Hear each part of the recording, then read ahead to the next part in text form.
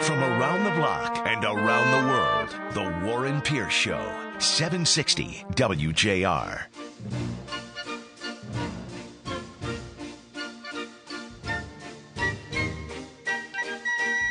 The unmistakable overture from a Broadway musical that opened back in 1977. And the statistics are mind-boggling. 7 Tony Awards, including Best Musical, running around the world now for 37 years. And guess what? It's coming back to the Fisher Theater next Friday. And checking in on our direct phone line now with a little background, I don't know how much of the history he knows, is the actor from the state of Michigan who plays the role of Oliver Daddy Warbucks, Gilgamesh Taggett from good old Cairo, Michigan. How did you get that name, first of all, Gilgamesh? Where is that from? Well, originally it's Babylonian or Sumerian, and but the Celts, specifically the Scots, have used it, and there have been throughout my family history several variations on the name Gil, and I guess this is the one I got stuck with. No doubt about that. I was just thinking in my mind right before the news a little while ago. I was talking to this memory expert who was explaining how to remember people's names. I don't know what kind of association he would put in for Gilgamesh, but it's good to have you from this small town of Cairo. What is still farming the main income up in that area in the thumb area of our state? It's still holding its own in the farming community. Sugar beets are a huge crop there, with the sugar beet plant there producing pioneer sugar. There's also a bunch of wonderful local businesses and a group of excellent hometown people just keeping the small town ideal alive. How many people do you figure live in Cairo? Well, at my last check, it was just over 2,000 people. Tiny town. So did they have a big acting community or a performing community or music community that you gravitated toward instead of growing beets? Well, it was yes and no. There was a local arts community. It was the Cairo Art Society then. I do believe it's the Thumb Area Center for the Arts. There were a small group of people that took me under their wing and really helped develop my love for music and for theater. It was something that was just always there. Not that my parents didn't. It wasn't that my parents didn't support it. They were farm people. That was they didn't know what to do. So when they had friends, when I had friends that were a little older than me that were interested in showing me more about everything, whether it was classical music or jazz or theater or old movies, they really helped develop my cultural interests. So you start off on your own, and obviously you had to be very young. I mentioned Annie's coming back to the Fisher on Friday. I took my oldest daughter there. I think she was 5 or 6. It was the first musical she had ever seen, professional musical like this. Where were you when it opened in April of 1977? What were you doing back then? And who knew that you would one day come back to the state and play Daddy Warbucks in the play? I'm fairly certain I was getting into some kind of mischief. I'm fairly certain I was. I was just a young boy. Actually, I was probably very close to seeing my first professional show, and that was Jesus Christ Superstar, way back in, I think it had to be 79 or 80. When I first saw a true professional troupe come through and do something of that scope and scale, and it's emblazoned on my memory. I will never forget that. And we fortunately had friends of my parents. I had a daughter that was very interested in theater, and she gave me my first real big role, which was Randolph McAfee in Bye Bye Birdie. Wow. Do you remember when you saw the first production of Annie?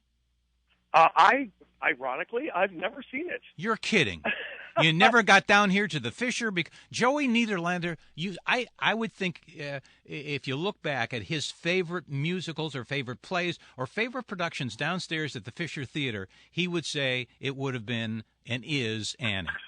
And I can completely believe that because it's a show I've always known about. And I saw the movie, of course, because I was a huge Albert Finney and Tim Curry fan. So they were actors that interested me when I was younger. But I through the years, because I've been doing so much theater, I tend to not always catch every production that I would like to. So I've only ever seen Annie from the inside. Like you are now. You're in, I believe, Utica, New York, and you're making your way to Detroit. The story, for the benefit of those who don't know it, it's the Depression years. It's 1933, and there's this 11-year-old girl, Annie, and she's in the orphanage, and she's trying to figure out why her parents left her there. And does this song still, I think it's probably the fifth song. There's the overture, and there's the maybe song, and then they're having to clean the orphanage, and they're singing It's a Hard Knock Life, and then she wants to get away. She's got to break away from that orphanage and somehow, some way, find her family. The sun'll come out tomorrow. Bet your bottom dollar that tomorrow there'll be sun. Just think. Now, you're just starting out in this tour, this new tour. I assume that's included. What's been happening? What takes place when Annie sings that song? Well, what's happening is Annie is she's out searching for her parents. It's not even so much about getting away from the orphanage as it is trying to find her mother and father who left her at the orphanage 11 years previous. They left her with a locket and a note, and she has to find them. She has to go out and find them, and nothing will stop her. And she's actually encountered that song. She's just encountered a little hurt dog, and she's singing that song to the dog, Sandy. How many dogs do you have in the cast of this touring company of Annie that will get here at the end of the week, Gilgamesh? We have two dogs that are performing the role of Sandy. We have the Sandy and then the Sandy understudy that were trained by Bill Berloni, who did the original production back years ago. And so they've also done the show.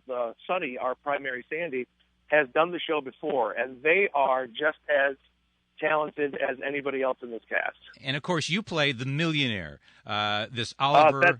That's billionaire, thank you. Billionaire, the billionaire, Oliver Daddy Warbucks. What do you like about the character, and historically, how important has it been, and has it changed at all in the 37 years? Because, as I mentioned, this is a new national tour now of Annie.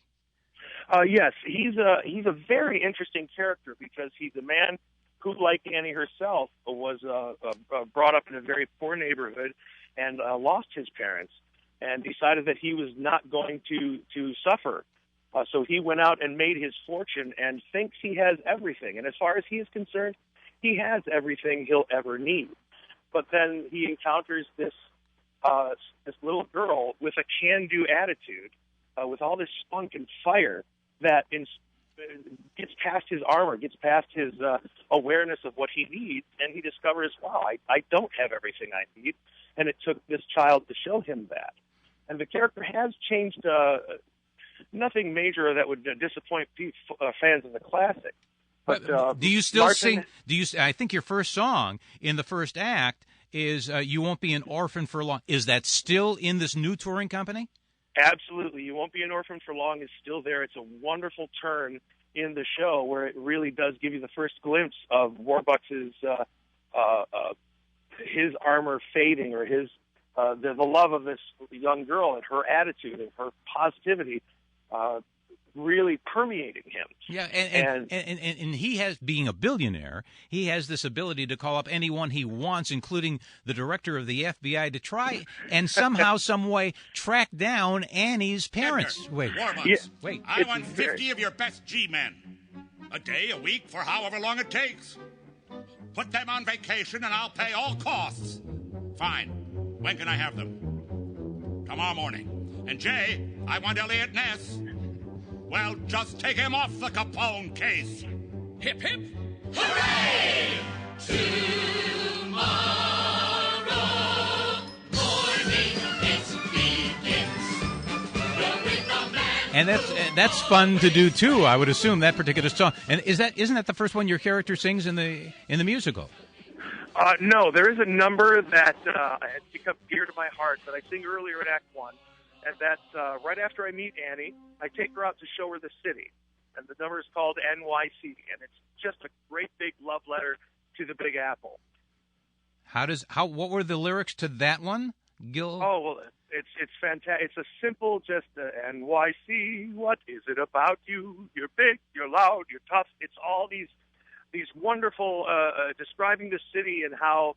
Well, at the time, the mayor was a very short man. There's the lyric of no other town has the Empire State and a mayor 5'2", and it just talks about how amazing the city is from the largest to the smallest aspect of it. Which I must admit, having gone to New York to do the first couple weeks of rehearsal, it's impossible not to fall in love with that city. Gilgamesh Taggett is on the line from Cairo. He's done it all, performed, produced, directed, taught, you name it. He's coming back in Annie. Friday it opens downstairs at the Fisher Theater for this new national tour playing Daddy Warbucks, the billionaire from New York who is on a first-name basis and can talk to the president, Franklin Delano Roosevelt, as well, has asked his secretary to invite an orphan for Christmas, just for the night, and then through the course of the show really realizes that without a child in his life, he is really falling for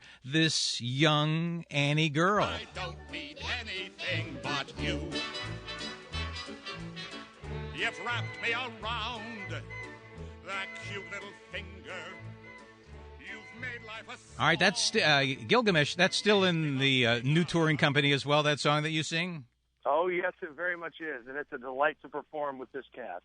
What has changed, if anything, about this touring company in terms of, I don't know, maybe the scenery or the set? Well, the sets were designed by Beowulf Boritt, who just won a Tony this year for his designs on a previous show. And there's a very good reason why he did. It's incredible. The sets have wowed us, the cast, every day, and we've seen them for a week now, and they still absolutely are breathtaking. All right, and you're arriving in Detroit. There'll be a show Friday. It's only going to be here for a few days or so. It will open on Friday. There's going to be, 7:30 p.m. shows Wednesday through Saturday, a matinee on Saturday, next Saturday, a week from today, Thursday and Sunday matinees at 1 as well. Just check with the folks at the Fisher Theater, and I'm sure, going to have some family come down and take a peek at you performing as Daddy Warbucks, Gilgamesh. Yes, absolutely. I have my mother and my brother and his girlfriend are coming, and my aunt, and it's been very wonderful. They've all given such wonderful support over the years, and encouraging my love for the theater and for music and for acting. And it's going to be wonderful to see them actually see the years of dedication have paid off. And I really share that as an encouragement to somebody else that might be in a small farming town or really not have the education in their school or in their community for theater. 45 years old, and I'm doing my first national tour, and I couldn't be more excited and more glad that I was patient and followed my dream.